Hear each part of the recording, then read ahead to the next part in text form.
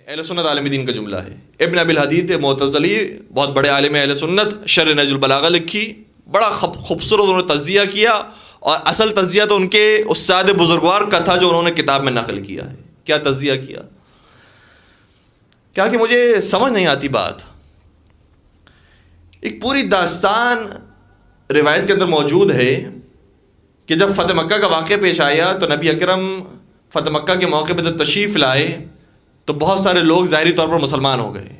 نبی اکرم نے سبھی کو بخش دیا، لیکن کچھ لوگ ایسے تھے جن کا نام لے کے ذکر کیا، اگر یہ خانہ کعبہ کی غلاف کو پکڑتے ہوئے بھی نظر آئیں تو انہیں قتل کر دینا، مسجد الحرام میں بھی نظر آئے انہیں قتل کر دینا. گرچہ بعد میں انہوں نے آ کر توبہ کی اور سچے دل سے توبہ کی، ان میں سے بعض نے جو سچے دل سے توبہ کی انہیں معاف کر دیا گیا.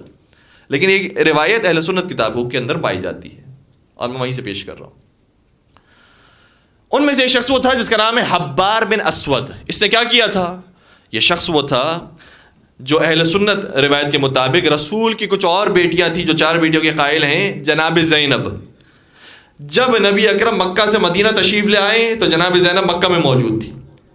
ان کے لیے سواری بھجوائی گئی. جناب زینب اس پر سوار ہوئی، مکہ سے مدینہ تشریف لا رہی تھی. دن کا وقت تھا، روز روشن تھا. قریش والوں نے کہا رسول اللہ تو ہمارے ہاتھوں سے چلے گئے، محمد تو ہمارے ہاتھوں سے فرار کر گئے، لیکن ہم محمد کی بیٹیوں کو نہیں چھوڑیں گے اور اپنی بے حرمتی برداشت نہیں کریں گے کہ یہ دن دہاڑے ہمارے سامنے سے گزر جائے، لہذا ان کا راستہ روکو.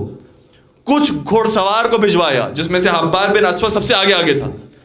جیسے ہی یہ پیچھا کرتے کرتے جناب زینب کے اماری کے قریب پہنچا اور نیزہ اٹھا کر گھونپا ہے ایک جانور کو، تو جناب زینب اتنی پریشان ہو گئیں، وہ اس وقت حاملہ تھی، بچہ ساقط ہو گیا.